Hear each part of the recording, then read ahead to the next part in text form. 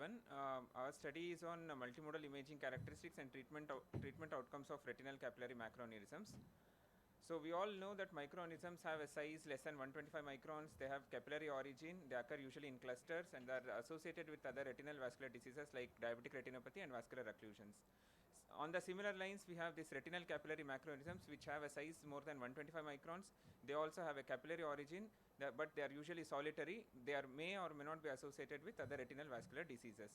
With this background, the objectives of this study was to assess the imaging characteristics and treatment outcomes of retinal capillary macroaneurysms. It was a retrospective case series. So even though after 2018 this entity came into limelight, we routinely screen for the patients for presence of RCM, especially in patients having chronic edemas. We included only patients in whom the confirmed diagnosis of RCM was made after careful clinical examination aided by OCT and fundus fluorescent angiography.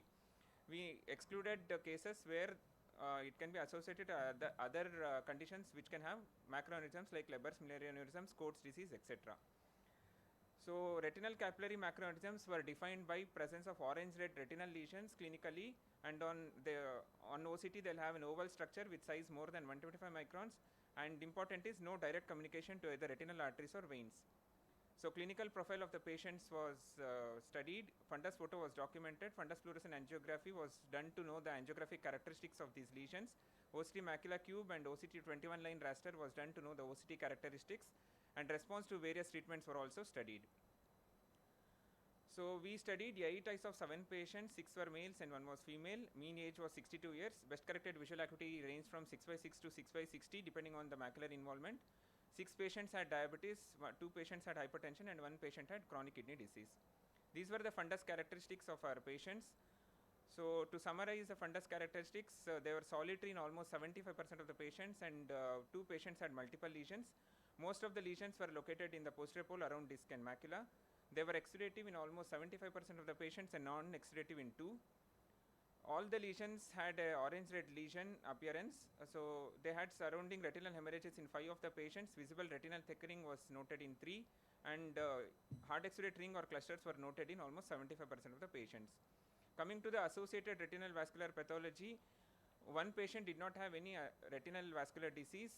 Almost 75% of the patient, that is 6 patients, had diabetic retinopathy and 1 patient had BRVO. So these are some of the fundus images of our patients. So coming on to the OCT characteristics, all the lesions had a oval structure. Average size was around 314 microns. They extended from RNFL to outer layers. They had a hyperreflective wall, as you can see in the picture, with non-homogeneous variably reflective internal contents. Surrounding retina had cysts, schisis, neurosensitive detachment, hyperreflective dots and hard exudates. RCM as a cause of macular edema was attributable in 3 out of 8 patients. So these are some of the OCT pictures of our patients. So coming on to the angiographic characteristics. So in almost 75% of the patient, the lesions were hyperfluorescent with minimal leak. Hyperfluorescent lesion with no leak was found in 1 patient. So similarly again, hypofluorescent lesion, as you can see in the second picture, was found in 1 patient. So this is a patient with hyperfluorescent lesion but no leak was observed. So coming on to the treatment outcomes, in 1 of the patient we tried anti-VEGF but there was no response. This patient responded very well to focal laser. So most of our patient observation was also done where it was away from the macula. So in almost 4 of our patients, focal laser led to complete regression of the lesion. The slides are not moving. Slide is not moving.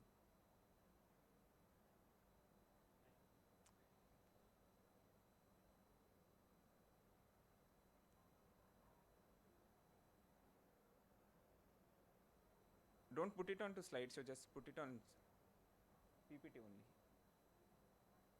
Just 2 more slides.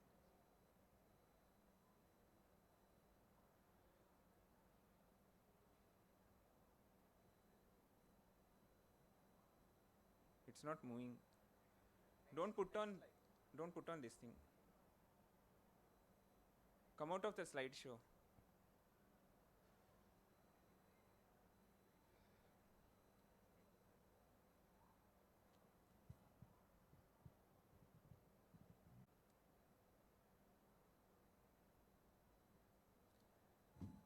So this is one of our patients who had a lesion just adjacent to the disc, and this patient had poor response to Avastin.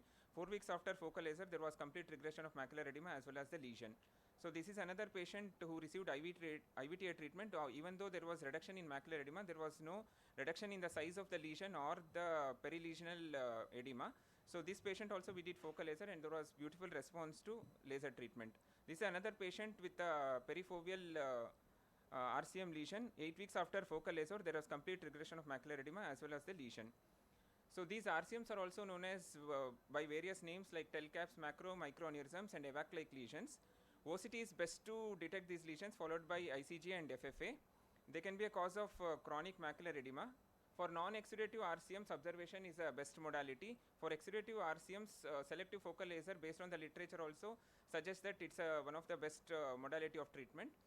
If the lesions are very close to the fovea, we can consider intravitreal either steroids or anti-VEGFs. However, multiple injections may be needed. Thank you. This is a very good.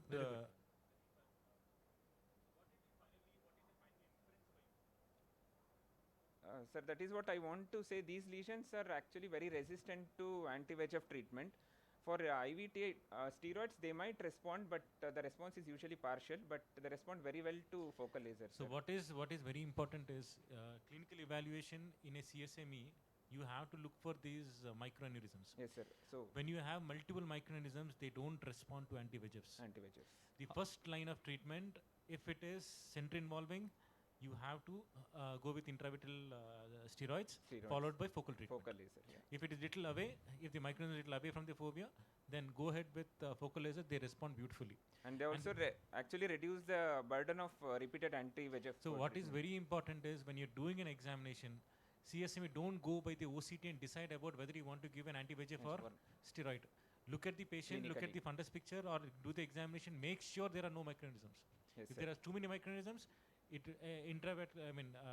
anti-VEGFs will not work. And among the anti-VEGFs also, Avastin and Lucentis have a poor response. Aflibercept has better response to these lesions, but obviously it is much inferior to Triamcinolone. How do you decide when you identify RCM whether it is leaking or not leaking? Sir, again, there are sometimes like you can do angiography also, and also we can actually identify that perilesional edema, sir. If there is perilesional edema, probably it's an exudative type of by OCT itself, once you see, you can decide on it. Very good presentation and thought-provoking.